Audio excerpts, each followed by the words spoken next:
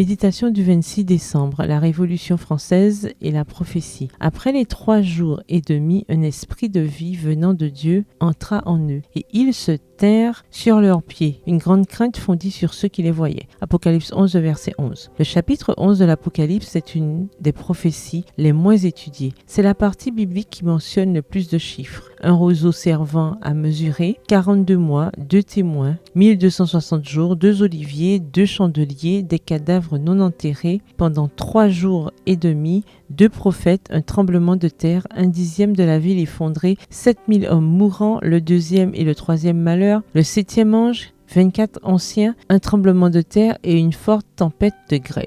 Que signifient ces éléments? Le roseau qui mesure symbolise le jugement du peuple de Dieu. Les 42 mois ou 1260 jours représentent les 1200 années, 538 à 1798 après Jésus-Christ, pendant lesquelles la vérité de Dieu a été foulée aux pieds et où ceux qui l'étudiaient ont été persécutés et mis à mort. Les 2 témoins, les 2 prophètes, les 2 chandeliers et les 2 oliviers ont le même sens. Les Saintes Écritures, l'Ancien et le Nouveau Testament, les Écritures sont les témoins du plan de salut et la lampe à nos pieds, voir Psaume 119 et verset 105, et comme l'Esprit Saint est symbolisé par l'huile, les 2 oliviers représentent la manifestation de l'Esprit Saint au cours de l'Ancien et du Nouveau Testament. La bête qui tente de tuer les 2 témoins symbolise la Révolution française qui a répandu l'athéisme et décrété à Paris en 1793 l'abolition totale de la religion et de la lecture de la Bible dans toute la France. Pendant 3 ans et demi, 3 jours et demi prophétiques, ceux que l'on trouvait avec une Bible étaient persécutés et mis à mort. Lorsque la restriction a pris fin en 1797, de nombreux chrétiens survivants ont été retrouvés sans yeux, amputés ou lacérés. Après ces 3 ans et demi,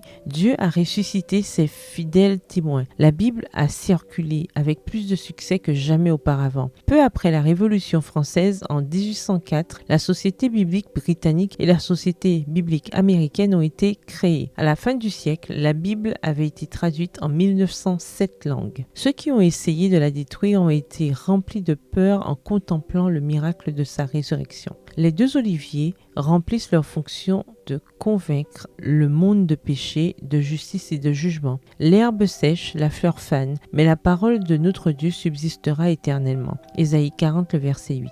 La Bible peut être foulée aux pieds, niée, contredite ou rejetée, mais en fin de compte, la vérité l'emportera et ceux qui la prêchent et la défendent triompheront avec elle. Les impies peuvent tenter de nuire à ceux qui croient et enseignent les Écritures. Leur succès sera de courte durée. Le plan de Dieu se poursuivra victorieusement et la mort sera un ennemi vaincu. Bonne journée, que l'Éternel vous bénisse.